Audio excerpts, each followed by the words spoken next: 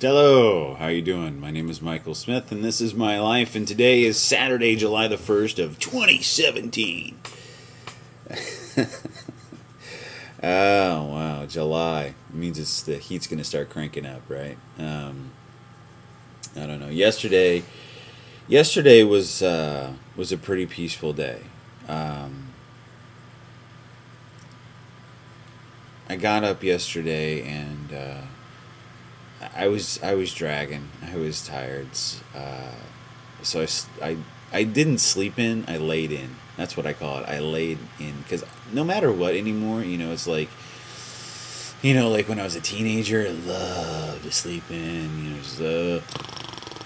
It was great, right? But now it's like even if I'm exhausted, my body wakes up at the same time every day. It's like between 3 or 4 o'clock in the morning, and then just lay there and lay there and lay there.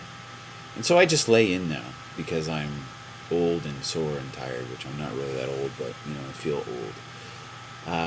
So I laid in yesterday, and I finally got up and got around and went to work, and I was lucky because I was lucky because I was loading trucks yesterday, and it was a beautiful day. There was a breeze going through the area. It was hot and humid. It was very hot and humid, but there was a breeze going through the area, and it helped it clear out.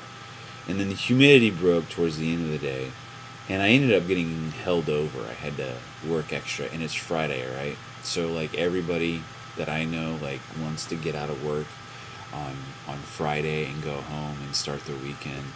I ended up working like an hour and a half extra, which really isn't that bad in the grand scheme of things. But the nice thing about working out in the loading bay is you have time in between trucks, and so I keep a little book of prayers and a little book of the Gospels and the Psalms on me, and I keep them. I try to keep them on me at all times because I never know when I'm gonna have dead time, and it's like one of the things I'm trying to do uh, with my extra time is to focus on God and to learn His ways, because I love God and I want to get to know Him better, and I want to learn His ways because I know that when I follow His ways, I find happiness. The deeper I go into it, and I really like to ad lib prayer, but the prayer book is cool because sometimes I'll be in my prayer life and there'll be the things right in front of my face, and I'll pray for those things, and that's great. That's great. I love ad libbing prayer. I love just speaking from the heart in prayer. But the cool thing for me that I've learned with written prayers is it calls to mind things that I should be focusing on that maybe aren't right here. Like I've got down here in my studio, I keep a variety of prayer cards. Like this is a prayer card for Saint Joseph, and it talks about it's a pretty lengthy one. Considering some of my other prayer cards, it's actually got a good little bit of text on the back of this one, and it talks about being a man. It talks about providing for my family. It talks about serving my superiors at work. It talks through my work. It talks about serving society through my work and through my talents and abilities. And that's, I'll be honest with you, until I started reading this card, it's not something that I really thought of. My work, like praying, like, I pray that, lots of times I pray, like, hey, when I go to work today, I hope nobody gets hurt. I hope we make good stuff, whatever. But praying this deeply on what it means to be a working man, this card's really cool. So the prayer book is the same, too. I love it. Because it kind of refocuses on like, and really, it's one thing to read a prayer, it's another thing to read it and slowly and passionately read a prayer card or a prayer book, and to really feel the words and be like, how can I make this prayer my own? Because, it really means nothing if you're just reading it to read it and you're not owning it. So I was out there and I was, doing a little bit of reading. I didn't really have a whole lot of downtime yesterday in between trucks, but I had a little bit. And I was just going through my routine, there was this guy who came up to me, and he just looked like kind of an average Joe. Maybe I could tell that he cared about his appearance. You can tell some guys they're just working, and if they're nasty, they're just nasty, and they own it, and it's like, you know what, I'm gonna work hard. And then you have other guys who purposely go. You can tell by their appearance they want to look the best way that they want to look. I don't know. I'm not explaining it very well. And so, a lot of times you'll meet people like that, and they're caught up on the outwardly facade. Their hair needs to be just right, mustache or beard, if they have to be just right, shaved, deodorant, aftershave, or cologne, or whatever. Their clothes and everything just right, and it's all about that. And I used to be like that, and I remember when I was like that, I tried to put on this beautiful facade, and inside I was really empty. And this gentleman came up to me, and he looked like one of those guys. He looked like he was intentional about how he looked. And he came up to me, and he's like, how you doing? And I was like, just fine. And they don't have to talk to me usually. They get their receipt and they just leave. But he came over and he's like, is that the Bible you're reading? And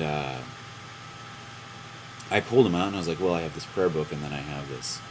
I called it the New Testament, but it's basically just the Gospels. And I was like, I got these, and I was like, if I have spare time, I read them. If not, I work or whatever. And he just kind of looked and nodded, and he's like, I can't remember exactly what he said. It was kind of like an attaboy and a thank you at the same time. And then I saw that gleam in his eye, that he was a Christian as well. And here I am, covered in dust and dirt and filth, and wearing my nasty hard hat, because it's dirty out there. And it was so nasty at work that day. I knew I was going to be what I was going to be doing. I didn't even bother shaving. I'm all scruffy and nasty looking. And so he probably wasn't expecting it, but when he saw it, his mind got rolling. It really made me wonder, what do people see when they see me? How many people take notice? We live in a culture where so much is going on all the time. I take it for granted that no one pays attention. But he noticed that I was reading, and had a pretty good idea that it was the Bible. And it makes me wonder if other people see that and notice that. And it gets me excited, not because I want to be seen as being a goody two-shoes because I'm reading the Bible at work, but if he saw that, then maybe other people are seeing that, and then maybe that might spark in somebody's mind that they might want to take a couple minutes and pick up a good book too. And I don't know, if you're Christian, you're not Christian, whatever, I'm not going to judge. I'm Christian and a Catholic, and I'm taught not to judge, and I don't want to judge. I want to love you. But I firmly believe that if people read the teachings and life of Jesus Christ and tried to imitate them, this world would be a lot better place. I'm by no means perfect. I am a work in progress. I pray every day that God helps me get a couple steps closer home, which is heaven for me. But I don't know. If you read the Bible, that's awesome. Thank you. Please share what you read as you go through your day. I know first inclination says to not do that, but please do. And if you don't read the Bible, I would highly recommend cracking it open. 10 minutes. Start reading like the book of Matthew. It's not, the book of Matthew is not that hard to digest. It's the first of the Gospels. There's some really, really cool stuff in there. 5-10 minutes a day, and I think you'll see a lot of benefit from it. And first, last, and always pray. And that's all I gotta say about that.